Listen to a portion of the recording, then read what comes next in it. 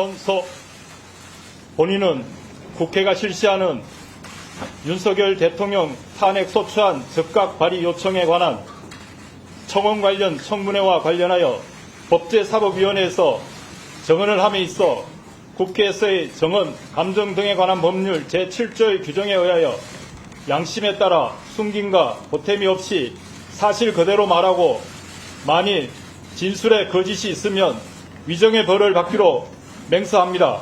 2024년 7월 19일 선서자 해병대령 박정훈. 다른 증인들 앉아주시기 바랍니다. 저는 증언은 하되 증인 선서는 거부하겠습니다. 현재 증인은 여러 수사기관에 고발되어 수사를 받고 있는 피고발인 신분으로 특검 법안의 수사 대상에도 그 고발 내용이 포함되어 있어서 법률상 증인 선서를 거부할 수 있는 권리가 있습니다.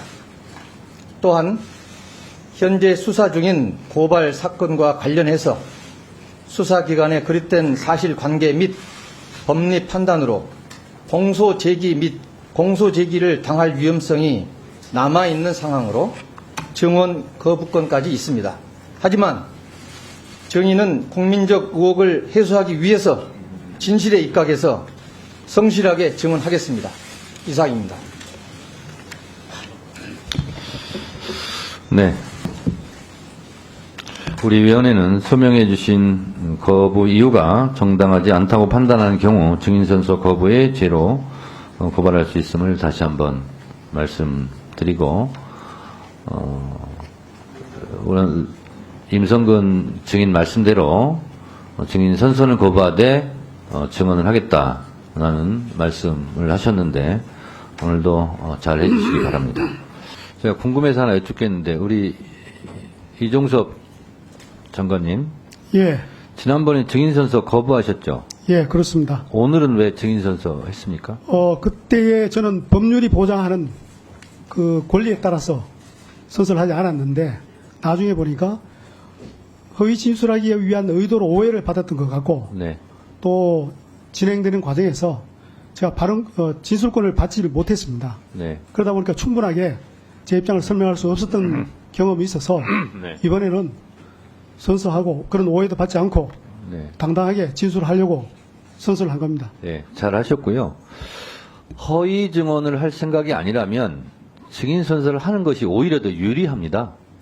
그리고 이 허위 증언이 아니라면 이 청문회장에서 했던 발언 가지고 어떠한 불이익을 당하지 않는다는 또 보호장치도 법적으로 보장돼 있거든요.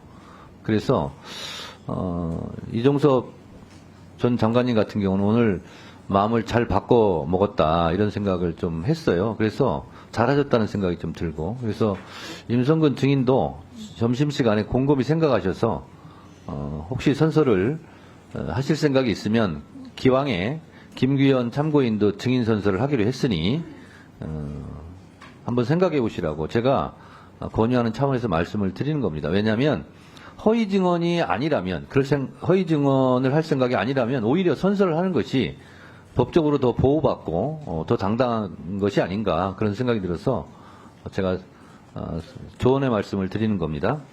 위원장님. 왜요? 네, 1분만 하세요 그러면. 2분 하세요 그러면. 네.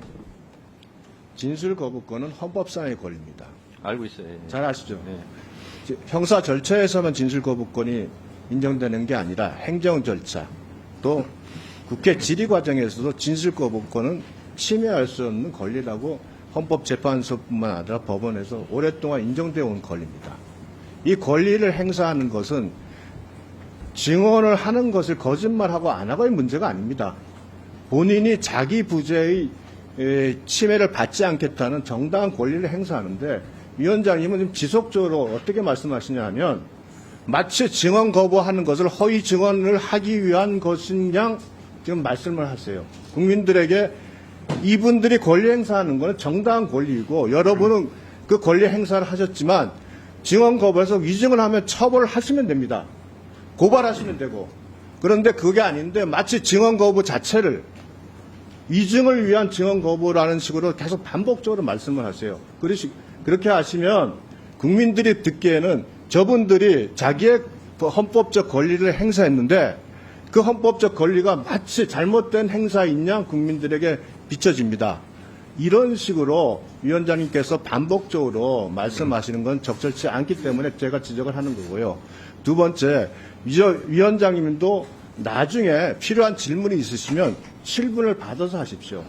위원장님이 계속 같은 내용의 질문을 여러 가지, 지금 제가 지켜보니까 사실상 위원장님이 전체 회의 중에 반 이상을 말씀을 하세요. 의원들이 말할 시간이 없고.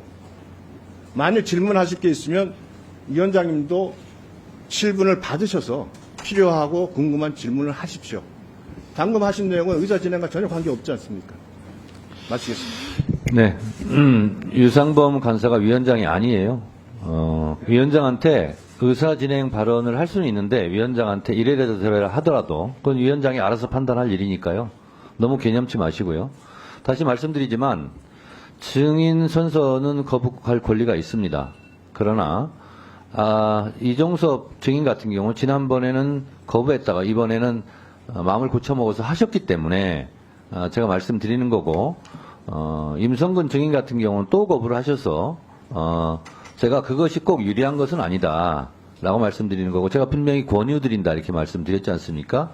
가뜩이나 김규현 참고인 같은 경우 증인으로 오후에 다시 전환할 예정이니까 참고 삼아서 말씀드린 건데 위원장이 이런 말도 못하면서 무슨 사회를 봅니까?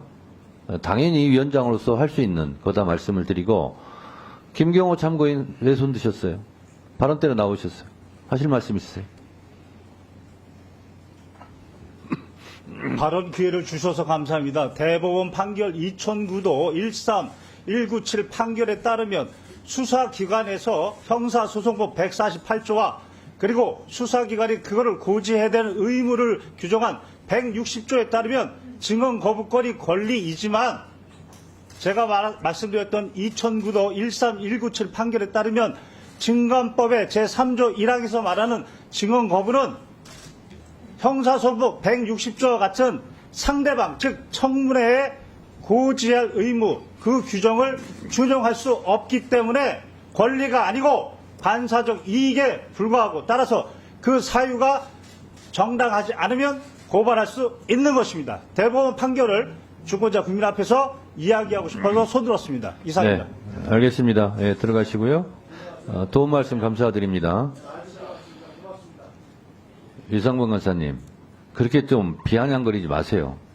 저분은 제가 위원장이 발언권을 주고 정당한 권리를 얻어서 발언을 한 것이고 그렇게 또 법적인 여러 가지 해석을 해서 우리는 도움을 받은 거고요. 동의하지 않으면 그냥 가만히 계세요.